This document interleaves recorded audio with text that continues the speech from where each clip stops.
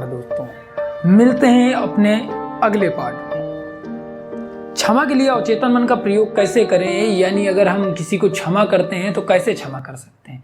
जब तक कि हम स्वयं गलती ना करें या किसी विषय से किसी को अगर क्षमा करना है तो पहले हमें तो पाक होना चाहिए, यानी पवित्र होना चाहिए।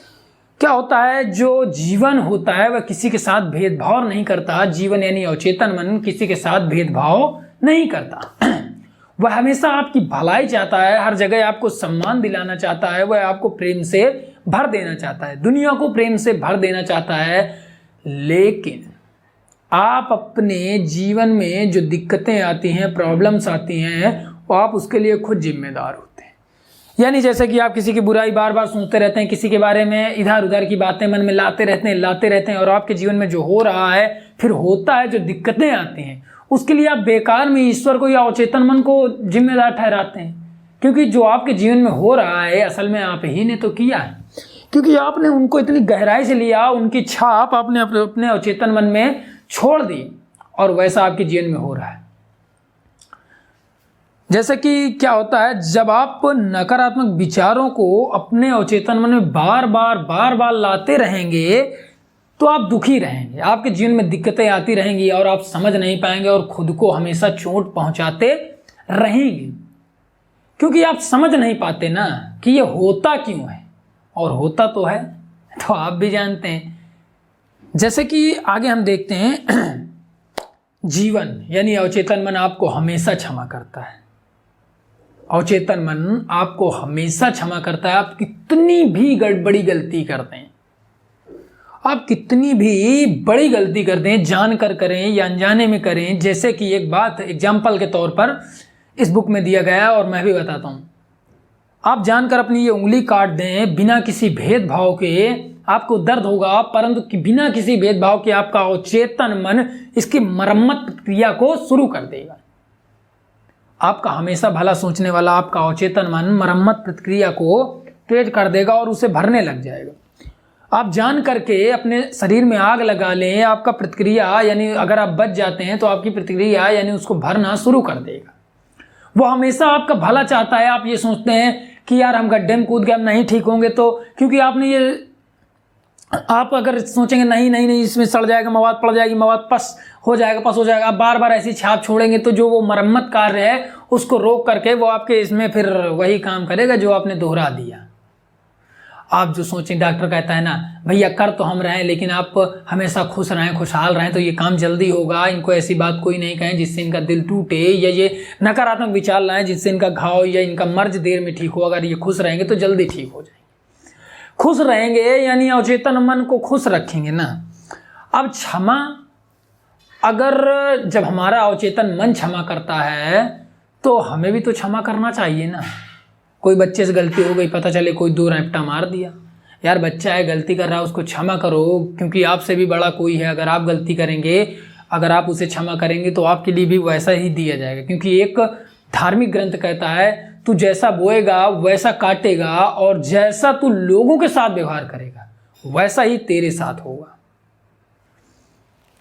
आगे क्या होता है, कभी दूसरों को खुश करने के चक्कर में स्वयं को चोट नहीं पहुंचाएं। जैसे कि आपके पास मात्र 400 रुपए हैं, केवल 400 रुपए हैं और आप वो 400 के 400 किसी को दे दें। अब आपको दिक्कत हो गई, आप दुखी हो गए कि यार बेकार में दे दिए 400 रुपया, इतने में तो हमारा काफ़ी काम हो जाता। आप खुद को चोट पहुंचा लिए तो आपका दान देना वो बेकार है, क्योंकि आप खुश नहीं हैं, आप उसे मन से कोस रहे हैं। और जब मन से कोस रहे हैं तो फिर अवचेतन मन काम करेगा। अगर आप देकर उसे खुश हैं, खुशहाल हैं, यानी शांति भरा जीवन जी रहे हैं, क्षमा कर रहे हैं या कुछ भी कर रहे हैं, तो आप खुशहाल जिंदगी जिएंगे। सबसे पहले अगर आप खुद के लिए किसी बात को, आप अगर खुद को क्षमा नहीं कर पाते तो दुनिया को क्या क्षमा कर पाएंगे। अगर आप खुद नहीं समझ पाते अच्छी किसी भी चीज़ को अच्छी तरह से, तो दुनिया को क्या समझा पाएंगे। जैसे कि एक महिला थी, वो अपने ऑफिस में देर रात तक यानी आधी रात तक काम पर जुटी रहती थी, बस इसलिए कि उसका बॉस उसे कभी शाबाशी देगा, लेकिन उसे डर लगा रहता था कि उसका बॉस ऐसा नहीं करेगा। उसके साथ नहीं हुआ। उसने क्या किया कि आधी रात तक जब आती थी तो पति उससे गुस्सा रहता था, वो भी उससे तलाक चाहता था और बच्चे उसे पहचानने से इनकार कर रहे थे। बच्चे उसे पहचानने से इनकार कर रहे थे। वो बहुत परेशान हुई, इस वजह से उसे ब्लड प्रेशर हो गया, ब्लड प्रेशर की यानी बीमारी हो गई। हाई हो जाता, लो हो जाता, हाई हो जाता, लो हो जाता, इतनी बड़ी दिक्कत। केवल उसने दूसरे को खुश करने के चक्कर में अपना परिवार बर्बाद कर लिया था। लेकिन जब उसने अवचेतन मन की नियम को समझा, अपने आप को शांत किया और पति के प्रति और बच्चों के प्रति स्नेह, प्रेम और टाइम दिया, यानी सबके लिए टाइम दें। ऐसा नहीं कि आप यहाँ भाग रहे हैं, वहाँ भाग रहे हैं, परिवार आपका बेकार हो रहा है। सब जरूरी है, क्योंकि एक गाड़ी जैसे 4 पहिया है तो उसके लिए 4 पहिए जरूरी है, 3 पहिए से वो चल नहीं पाएगी।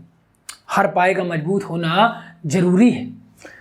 अब जब वो महिला अपने ऑफिस में जा कर के केवल जितना काम होता था उतना करती, जो ज़रूरी होता था उसे घर लाती थी और घर में करती थी, लेकिन अपने पत्नी और बच्चे और पति के साथ रहती थी। धीरे धीरे उसका जीवन खुशहाल हो गया और वो शांति भरा जीवन आज जी रहे हैं। आप समझ रहे हैं, किसी को खुश करने के चक्कर में अपने जीवन को तकलीफ नहीं दें। अगर कोई गलती होती है आपसे तो आप खुद को पहले क्षमा करें, या दूसरा आपके लिए कोई गलती कर देता है तो उसे भी क्षमा करें। जब आप खुद को क्षमा करना सीखेंगे, यानी खुद से शांतिमय जीवन जिएंगे, तो दूसरे को क्षमा करना सीखेंगे। जब आप खुद ही नहीं क्षमा कर पाएंगे, चिड़चिड़े होंगे, गुस्साए होंगे, तो दूसरे को क्या क्षमा कर पाएंगे।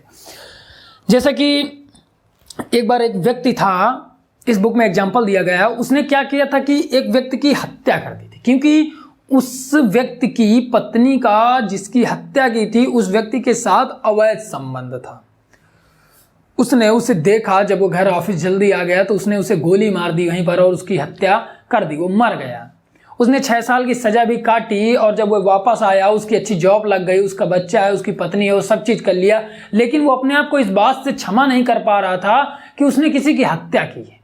उसे यह बात हमेशा कोसती रहती थी। फिर वो एक दिन क्या हो रहा था, यही अवचेतन मन का लेक्चर चल रहा था डॉक्टर जोसेफ मर्सी का। वह उस लेक्चर में जाता है और 5 मिनट के लिए टाइम मांगता है और जोसेफ मर्सी उनको टाइम देते हैं। जब टाइम देते हैं तो वो बताता है कि ऐसी ऐसी बात है और मैं इस वजह से अपने आप को क्षमा नहीं कर पा रहा। तो डॉक्टर जोसेफ मर्सी बताते हैं कि आपको पता है कि वैज्ञानिक सिद्ध कर चुके हैं कि हर 11 महीने में व्यक्ति एक नया व्यक्ति बनता है। यानी हर 11 महीने में आपके शरीर की सारी कोशिकाएं नई बन जाती हैं, जो पुराना था वो खत्म हो चुका, यानी 11 महीने में आप मैं सब नया हो जाता है।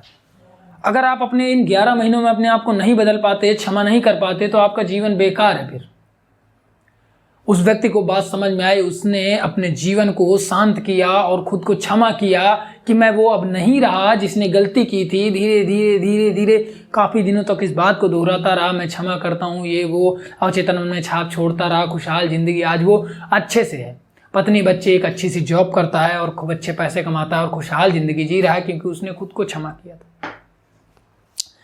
एक बार जब आप किसी का बुरा करो या किसी को बुरा बार बार कहते रहते हैं तो आपके साथ बुरा होता है, क्योंकि वह अवचेतन मन उस बात को एक्सेप्ट कर लेता है, यानी स्वीकार कर लेता है और आपके जीवन में बुराई आ जाती है। जैसे कि आप कभी जब शीर्ष में हो, आपकी बुराई होने लग जाए तो आप खुश हों, क्योंकि बुराई उसी की होती है जो शीर्ष पे, जो नाली पड़ा उसकी बुराई नहीं होती, उसकी आलोचना की जाती। कहते हैं अरे साले बेकार है, लेकिन अरे यार कहाँ पहुँच गए, लेकिन इससे पहुँचा हुआ तमाम तरह। लेकिन जब आप सफल हो जाएंगे तो वही व्यक्ति आपकी सफलता का राज पूछने लग जाते हैं। जब आप सफलता की रेस पर दौड़ रहे हो तो किसी की नहीं सुने, क्योंकि लोग बुराई करते हैं और आपको बहका देंगे। लेकिन जिस दिन आप सफल हो जाएंगे तो आपकी सफलता का राज पूछने ये सारे चले आएंगे जो आपकी बुराई कर रहे थे। जैसे कि बच्चा छोटे में शरारती हो, बड़ा होकर IPS या IAS बन जाता है तो लोग उसे क्या कहते हैं, छोटे में बहुत नटखट था, और जब वो नहीं होता तो कहते हैं बड़ा नालायक था यार। लेकिन वो अगर बन जाता है, सितारा बन के चमक जाता है, तो उसे लोग कहते हैं कि बड़ा नटखट था। लेकिन प्रतिक्रिया नहीं देता। आप क्षमा करना सीखें, क्योंकि आप जब क्षमा करेंगे तो आपको भी क्षमा किया जाएगा। एक क्या होता है, खुद को क्षमा करना सबसे आध्यात्मिक और सबसे कठिन काम होता है। सारी समस्याओं को, दिक्कतों को अपनी समझना, कहाँ गलती हो रही है, क्या हो रही है, उस पर सुधार करना और क्षमा करना बहुत बड़ा काम है। और इसे जो करता है वो खुशहाल रहता है, क्योंकि खुद को क्षमा करना सबसे बड़ा काम है।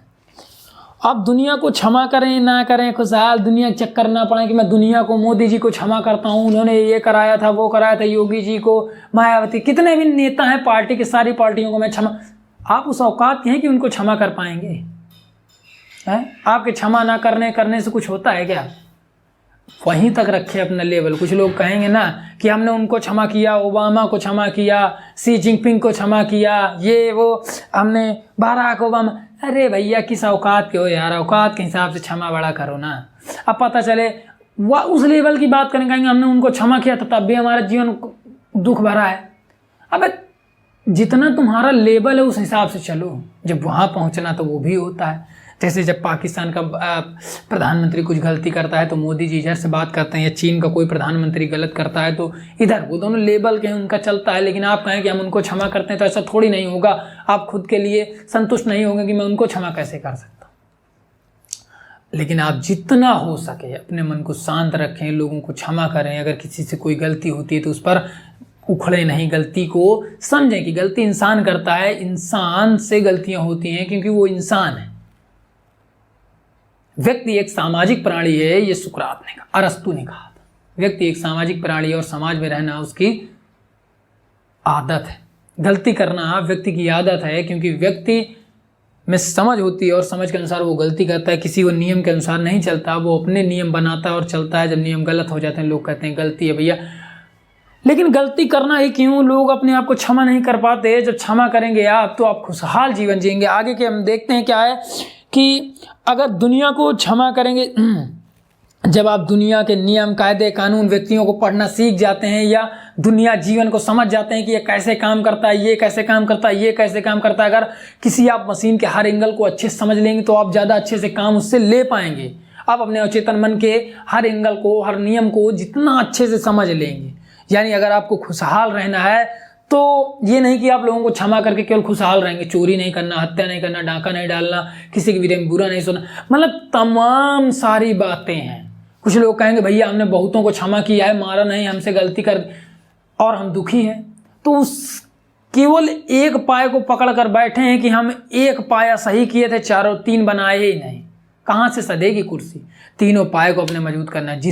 जिस आपके जीवन के जिस पल में गलती हो उसे सुधारें और एक अच्छी चेन बना लें अपने जीवन की। जब आप ऐसा कर लेंगे तो आपका जीवन खुशहाल रहेगा, क्योंकि खुश रहना एक कला है, खुशहाल ज़िंदगी छीनना नहीं। आप खुशहाल ज़िंदगी छीने नहीं, जिए। दुनिया को अच्छा बन के दिखाने की ज़रूरत नहीं है। खुद की नज़र में अगर आप अच्छे नहीं हैं तो आप बेकार हैं, क्योंकि आप संतुष्ट नहीं हैं। वो कुछ दिन की आपकी खुशी होगी। खुद की नज़र में अच्छा बने, खुद को क्षमा करें, दुनिया को नहीं। केवल सांसारिक जीवन में जैसा चल रहा है उसको अपने हिसाब से या अपने को उसके हिसाब से, यानी कुछ गलती नहीं, अपने आप को शांत रखें, दुनिया को क्षमा करें, लोगों को क्षमा करें, हमेशा भलाई के कार्य करें। इससे आपका मन शांत रहेगा और आप हमेशा शुभ सोचेंगे, अच्छा सोचेंगे। अब हम इस बुक को अगले पाठ में और अच्छे से समझेंगे कि लोगों के जीवन में दिक्कतें आती हैं, परेशानियां आती हैं, क्या क्या होता है भैया, अवचेतन मन मानसिक अवरोध कैसे करता है। अगले पाठ में इसको देखते हैं। सो मिलते हैं अगले पाठ में। नमस्कार।